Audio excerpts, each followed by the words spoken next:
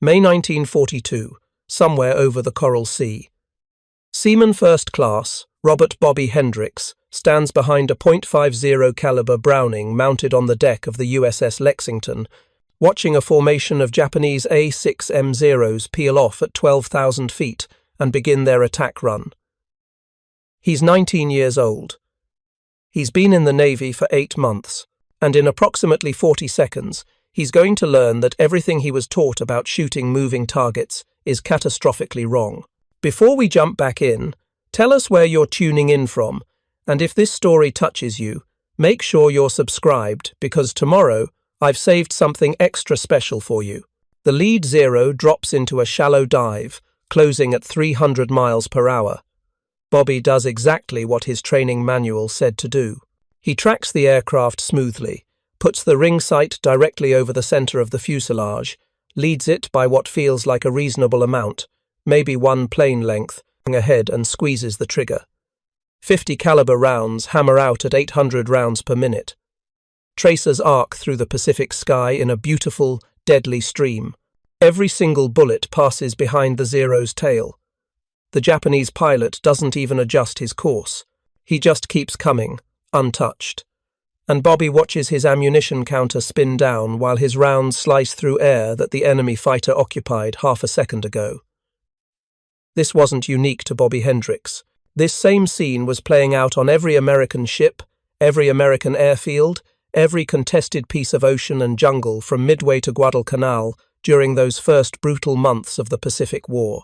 American gunners, well-trained, motivated, equipped with excellent weapons, were missing. Not occasionally. Constantly. The Navy conducted a comprehensive gunnery analysis in June 1942, studying gun camera footage and expenditure reports from the Coral Sea and Midway engagements. The results were devastating. Average hit rates against maneuvering Japanese fighters were running below 5%. 5%. That meant for every 100 rounds fired at a Zero executing a crossing attack, 95 bullets hit nothing but tropical air. The mathematics were brutal. A typical strafing run gave a gunner maybe 8 to 10 seconds of engagement time before the Zero either broke off, passed over the ship, or closed to gun range and started firing back. The Browning M2 fired roughly 13 rounds per second. In a 10-second engagement, a gunner could theoretically put 130 rounds downrange. With a 5% hit rate, that meant 6 or 7 bullets might actually connect with the target. 6 hits weren't enough.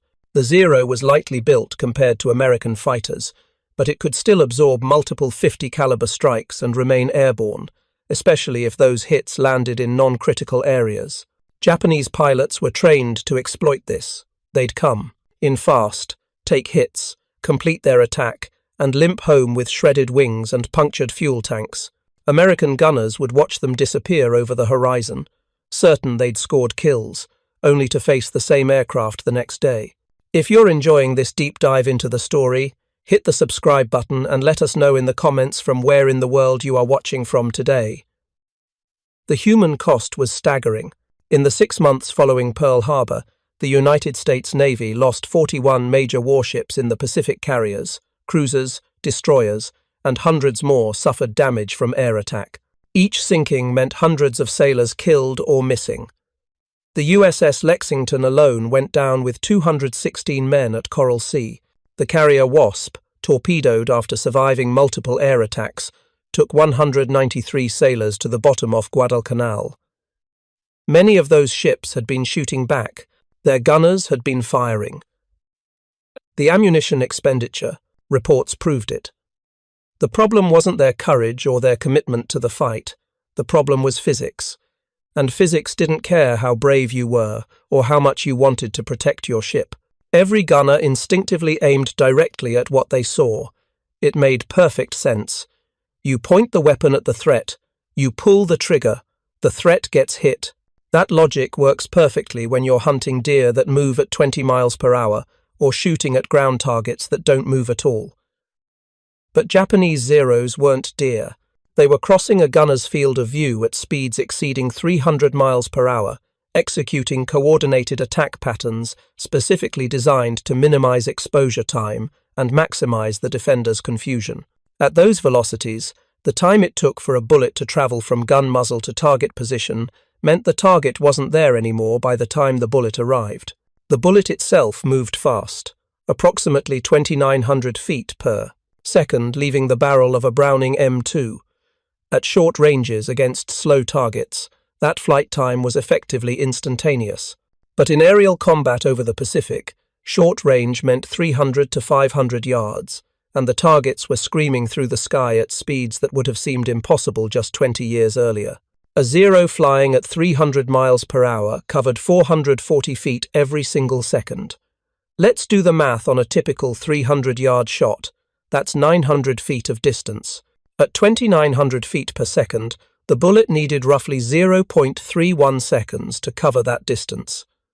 Doesn't sound like much, does it?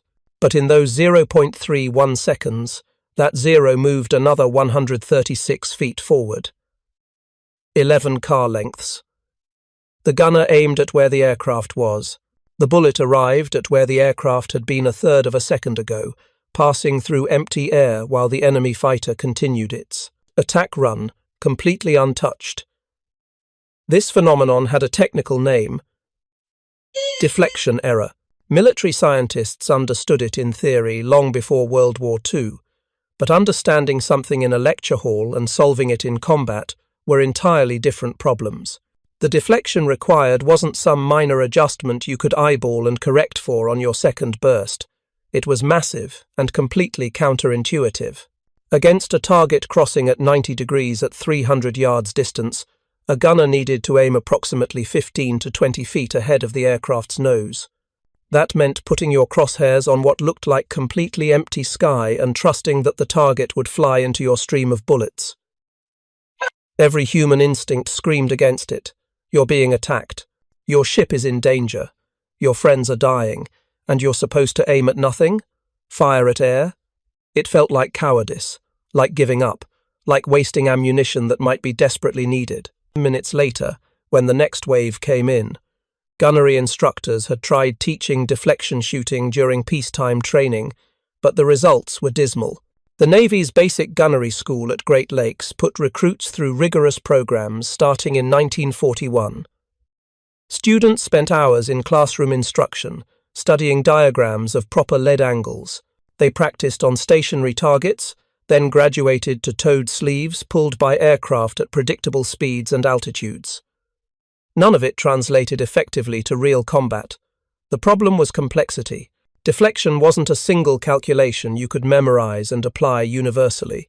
It changed constantly depending on target speed, target angle, range, altitude, whether the target was climbing or diving, whether your own ship was turning.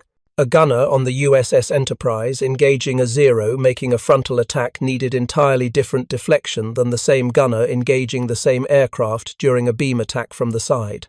And he had maybe 4 seconds to process all those variables while being shot at, while his ship was maneuvering, while smoke from his own guns obscured his vision. The psychological barrier was just as deadly as the technical one. Gunners who survived their first few engagements and tried implementing deflection shooting often abandoned it after apparent failures. They'd aim ahead of a target, fire a burst, see their tracers arc through empty sky in front of the enemy plane, and conclude they'd led too much. Next engagement, they'd reduce their lead, moving their aim point closer to the visible target. They were self-correcting in exactly the wrong direction, trusting their eyes over physics they couldn't see. Gun camera footage from early 1942 engagements shows this pattern repeatedly. Initial bursts with some forward lead, followed by subsequent bursts walking backward, until the gunner was shooting directly at, or even slightly behind the target's current position. They were learning the wrong lesson from their misses, and that incorrect learning was getting them killed. The casualties mounted throughout the summer of 1942. At the Battle of the Eastern Solomons in August, the carrier USS Enterprise survived 3 bomb hits but lost 44 men killed and another 75 wounded. The carrier Ryujo wasn't so lucky Japanese aircraft sent her to the bottom. At Santa Cruz in October, the carrier Hornet took multiple bomb and torpedo hits from Japanese aircraft and had to be scuttled. 140 men died. In the debriefings that followed these engagements, Gunners reported the same frustrations over and over. Their weapons were functioning, they were firing, but their bullets weren't connecting. Some gunners described it as shooting at ghosts. The Japanese fighters seemed to slip between their tracers like water flowing around stones. Others said it felt like the enemy pilots could see where bullets were going and simply flew around them, even though that was physically impossible. Something fundamental had to change, and it had to change fast, because at the current loss rates, the United States Navy was trading ships and sailors at a pace that couldn't be sustained. The Japanese had started the war with superior naval aviation, superior torpedoes, and combat-experienced pilots who'd been fighting in China since 1937. American advantages in industrial production and pilot training programs wouldn't matter if the fleet couldn't survive long enough to bring those advantages to bear. The solution wasn't going to come from doing the same training harder or giving gunners more motivation speeches. The problem was neurological and mathematical. Human brains weren't wired to solve three-dimensional intercept geometry at combat speeds while experiencing the stress of being attacked. No amount of practice could overcome that fundamental limitation. But what American gunners lacked in biological capability, American industry, and American engineering could potentially provide. The answer had actually been sitting in research laboratories since the mid-1930s, developed by scientists who understood that modern warfare was creating targeting problems that exceeded human capability. The challenge wasn't inventing the solution.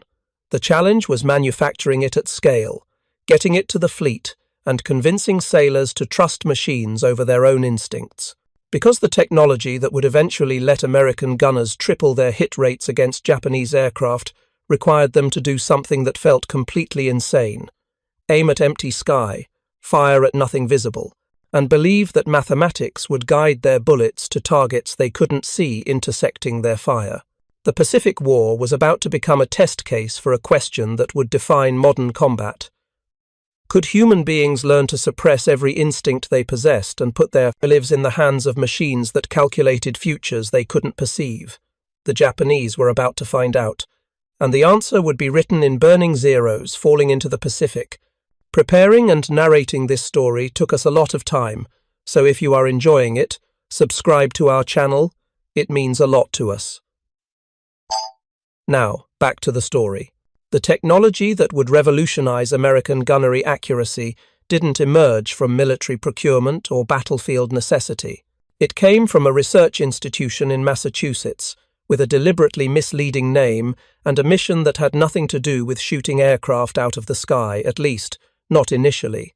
The Radiation Laboratory at the Massachusetts Institute of Technology was established in November 1940, funded by the National Defense Research Committee and tasked with developing radar technology for the United States military. The name was intentionally vague. Radiation Laboratory suggested atomic research or medical applications, which helped maintain operational security around what was actually some of the most sensitive weapons development work being conducted in America.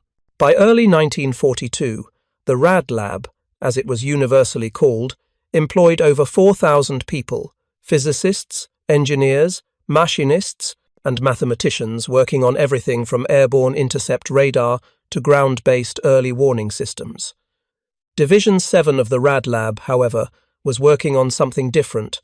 They were building fire control systems, devices that could help weapons hit moving targets. The head of Division 7 was Dr. Charles Stark Draper, a 40-year-old aeronautical engineer who'd spent the previous decade developing gyroscopic instruments for aircraft navigation. Draper understood something fundamental about the gunnery problem that most military officers didn't. It wasn't primarily a shooting problem. It was a prediction problem. Hitting a moving target required knowing where that target would be in the future. The human eye could tell you where a target was right now.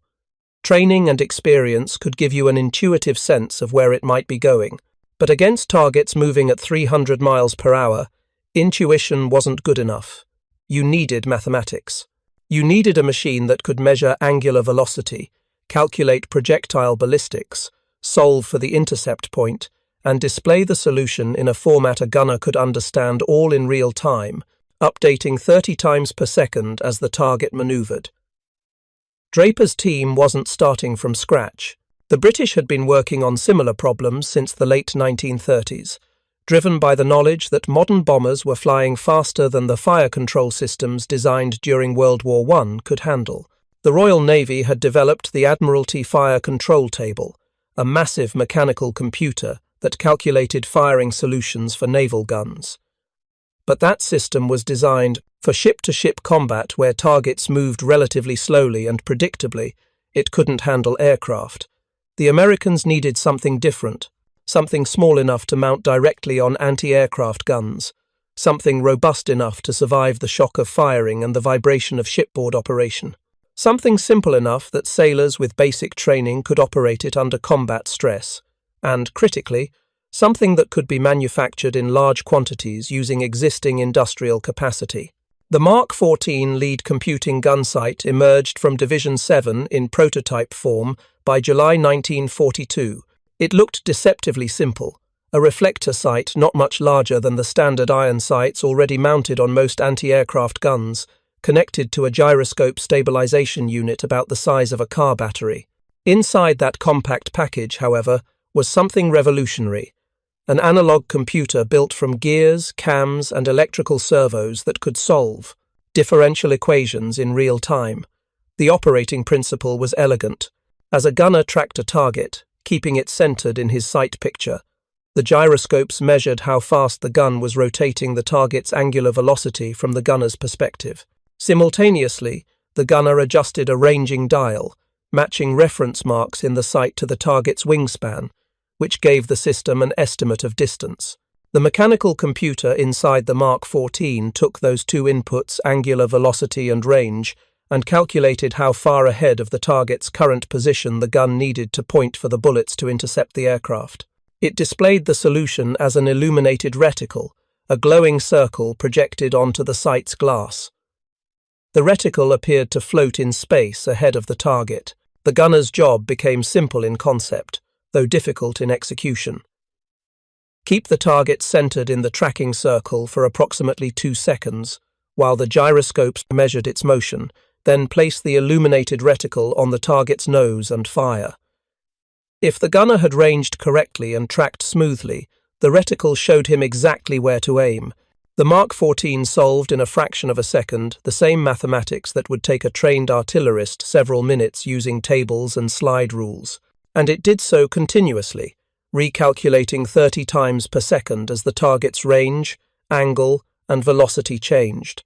From a computational standpoint, it was performing integration of angular rates, differentiation of range data, and ballistic trajectory calculation simultaneously, all through precisely machined mechanical components, not electronic computers, because reliable electronic computers didn't exist yet in 1942.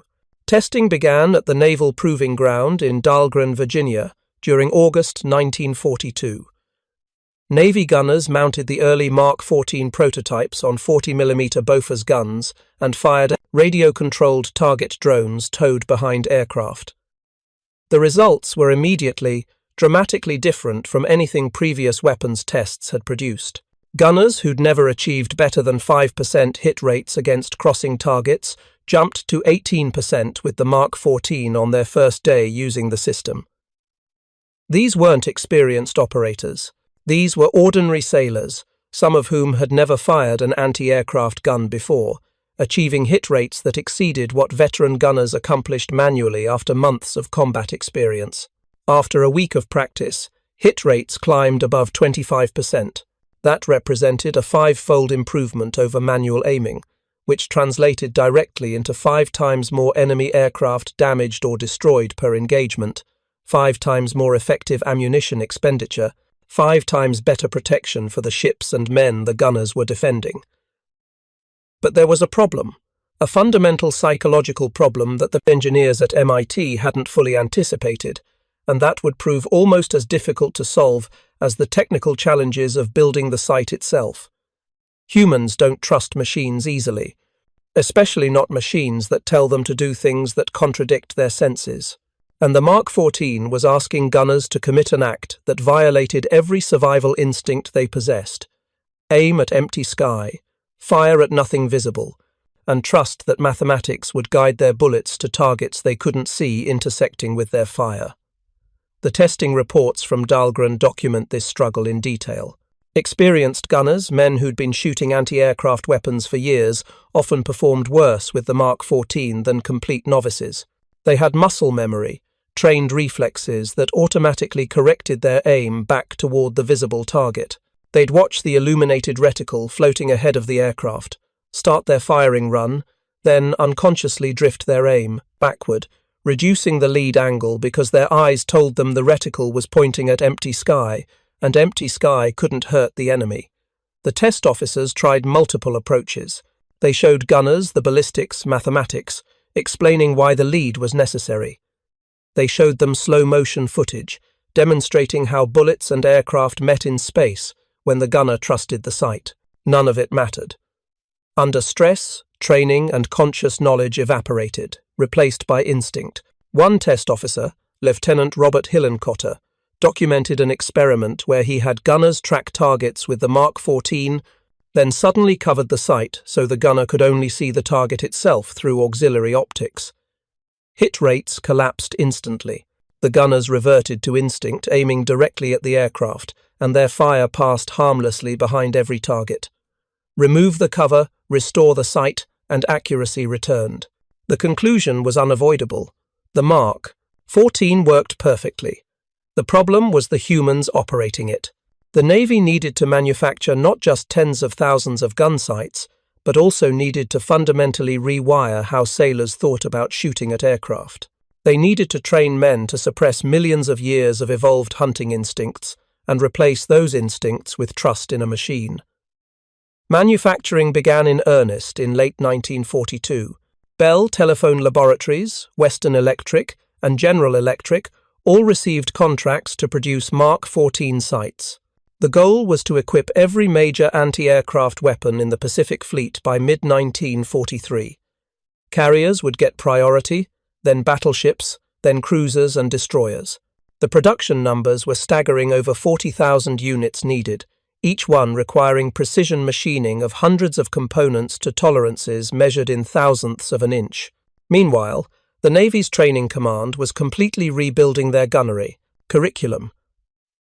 The old manuals that taught direct aiming and manual deflection calculation were pulled and replaced with new doctrine built around a single principle: trust the sight. Aim where the machine tells you to aim, even when every instinct screams that you're wrong. The new training program began with classroom instruction, but not the kind that had failed in previous years. Instead of trying to teach sailors ballistics and trigonometry, instructors focused on demonstrating why human instinct failed. They showed recruits gun camera footage from early war engagements, hundreds of rounds fired directly at targets, every bullet missing. Then they showed footage from the Mark 14 tests, gunners aiming at empty sky, targets flying into streams of fire they couldn't see coming. The message was stark and backed by evidence. Your eyes lie. Your instincts get you killed. The machine knows something you don't, and your job is to trust it. Practical training followed a carefully designed progression. New gunners started by tracking targets without firing, learning to keep targets smoothly centered in the tracking circle while ignoring the lead angle the sight displayed.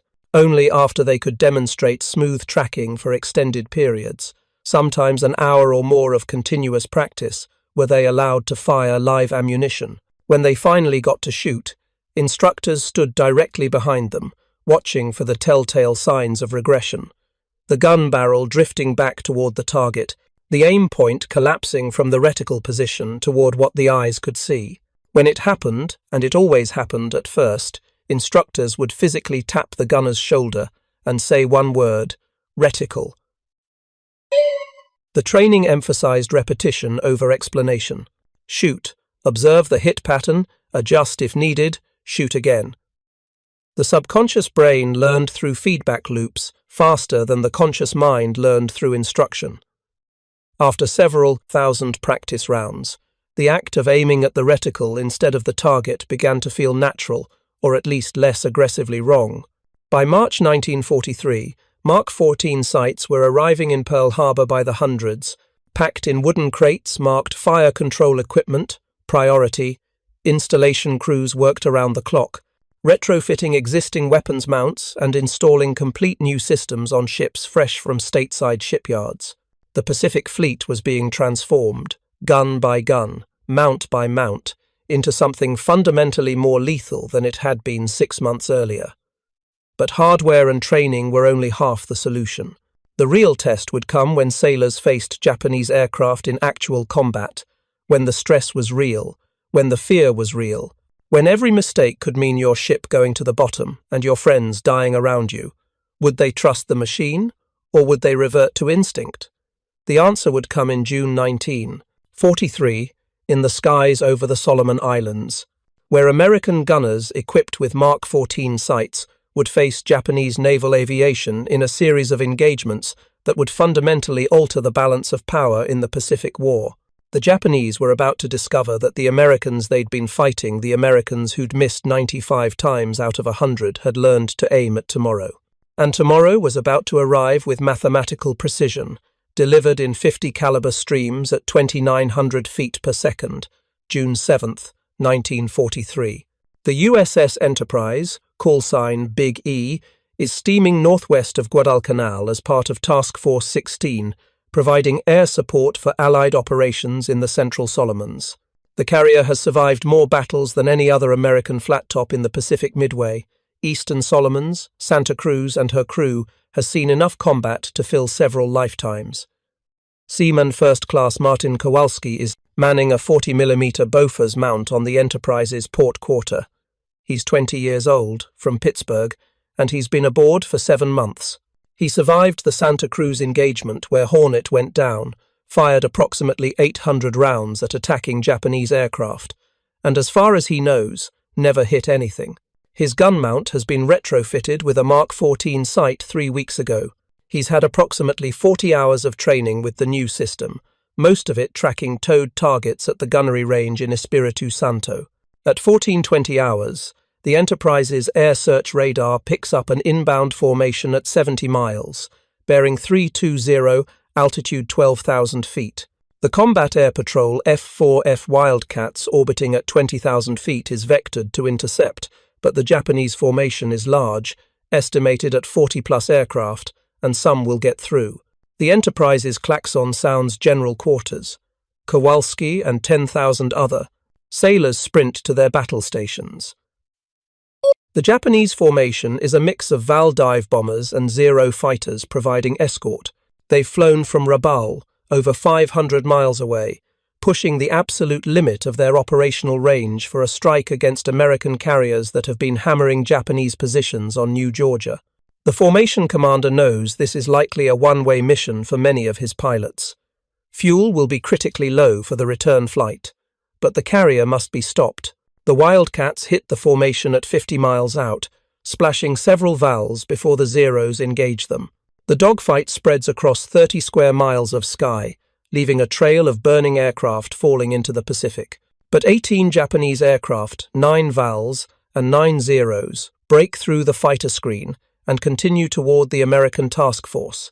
At 28 miles, the Enterprise's 5-inch guns open fire, throwing up a barrage of proximity-fused shells that create black puffs of explosive force across the sky. 2 Vals disintegrate. The rest keep coming, dropping to wave-top level to complicate the fire control solution, then pulling up into their attack dives from 8,000 feet. This is where the Mark 14 sights earn their keep.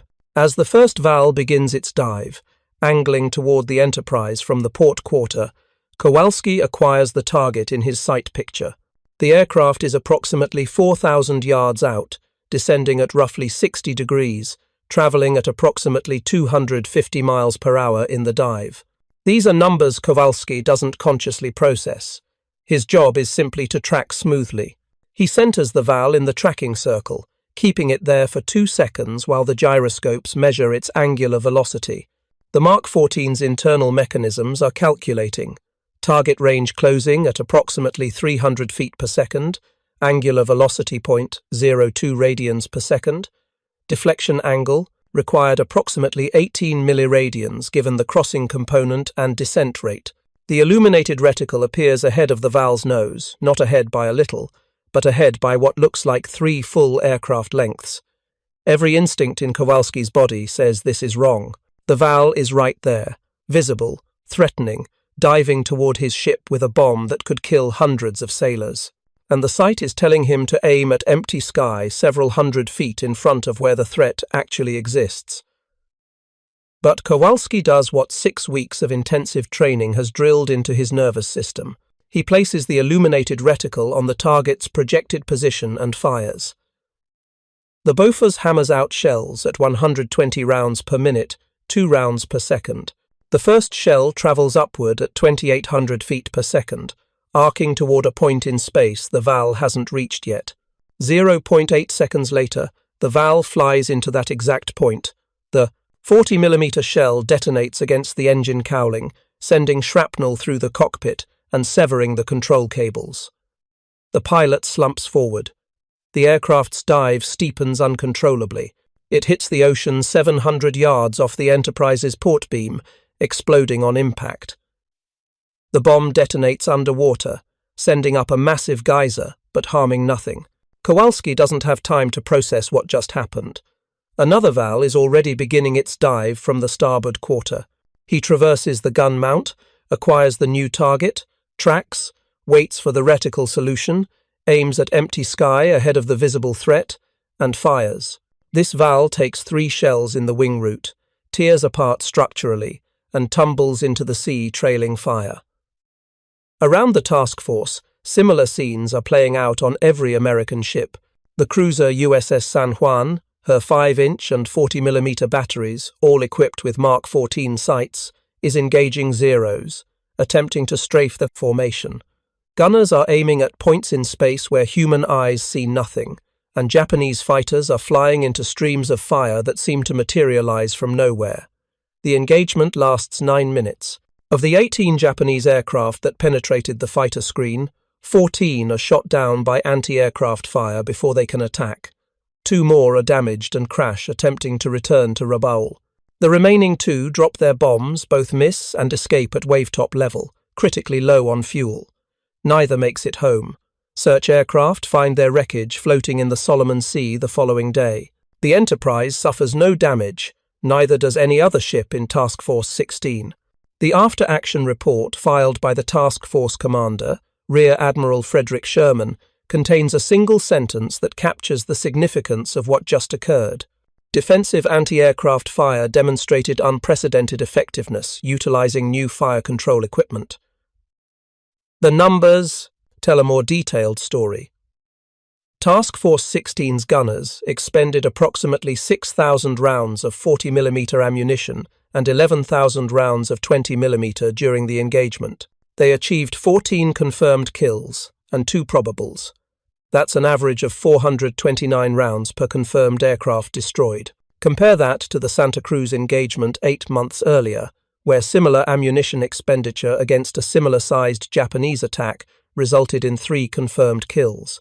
The Mark 14 sights hadn't just improved American gunnery accuracy.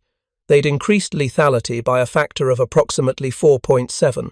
The Japanese had attacked with the expectation that at least half their aircraft would get through to drop bombs, that at least 1 or 2 bombs would hit, that the damage might disable or sink the carrier. Instead, they'd been slaughtered. If you find this story engaging, please take a moment to subscribe and enable notifications. It helps us continue producing in-depth content like this. The pattern repeated throughout the summer and fall of 1943 as more ships received Mark 14 installations and more gunners completed training with the new systems.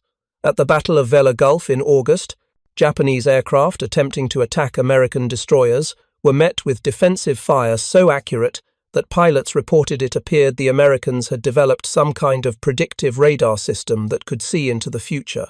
They weren't entirely wrong.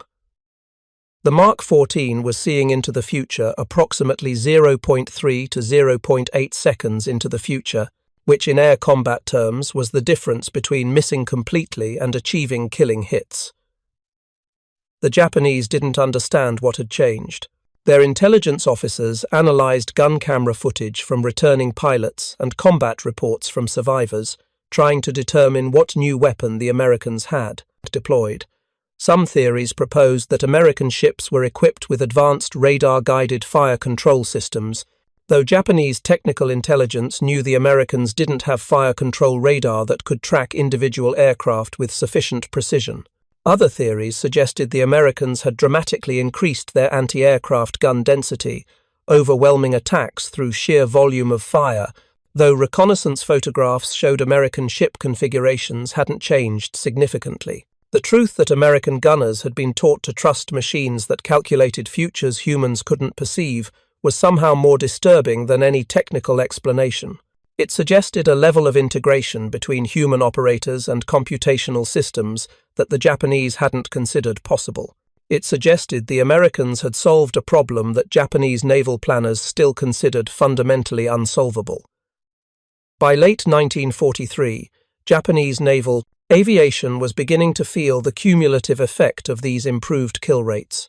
Attack formations that previously expected 70 to 80% survival rates against American anti-aircraft fire were now losing 50 to 60% of their aircraft.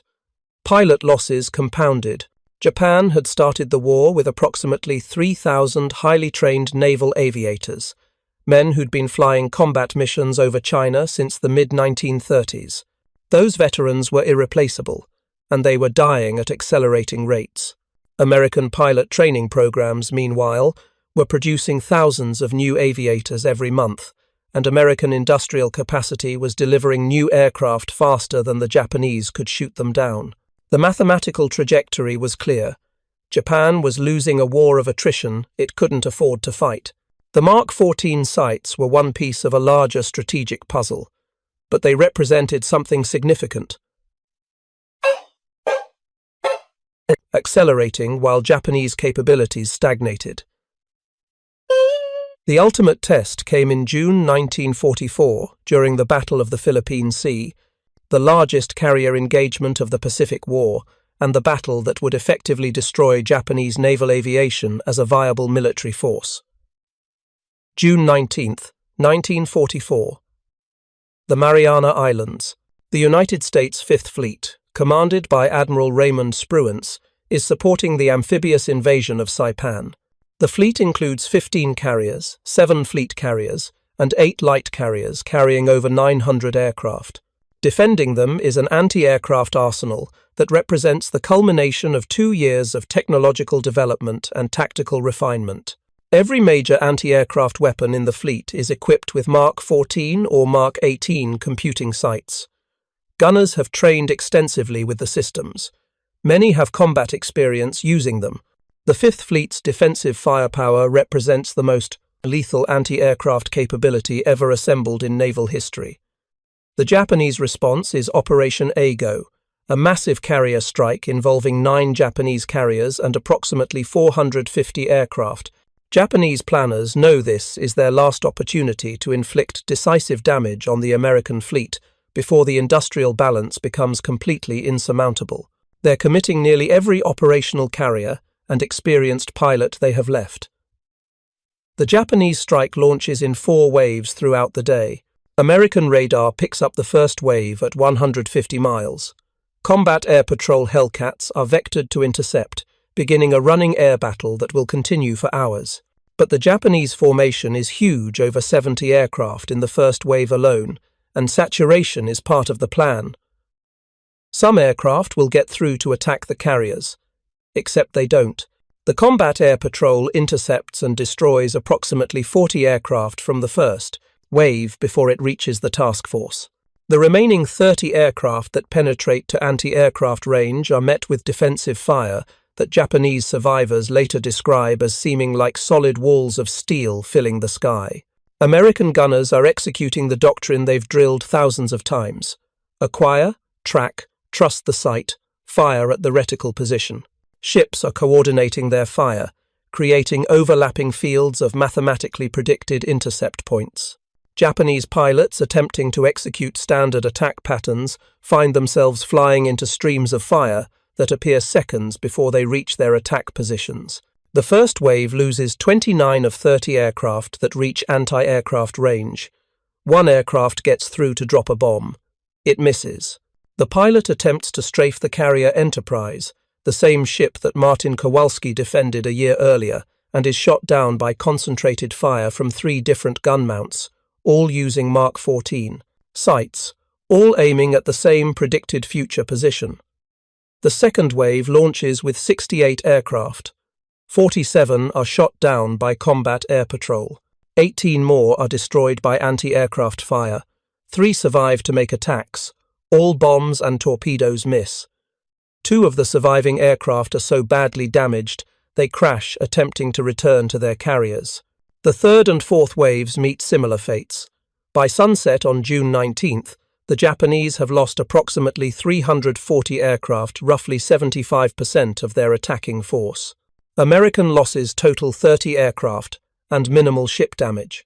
Sailors aboard the task force, many of whom had fought at Coral Sea and Santa Cruz and survived attacks that killed dozens of their shipmates, cannot quite believe what they've witnessed. The Battle of the Philippine Sea becomes known to American pilots as the Great Marianas Turkey Shoot, a description that captures both the lopsided nature of the engagement and a certain dark humour about combat that had previously been far more evenly matched. For Japanese naval aviation, the battle is simply catastrophic. They've lost pilots they cannot replace, aircraft they cannot rebuild, and carriers they can no longer effectively operate. The Mark 14 sights didn't win the battle alone.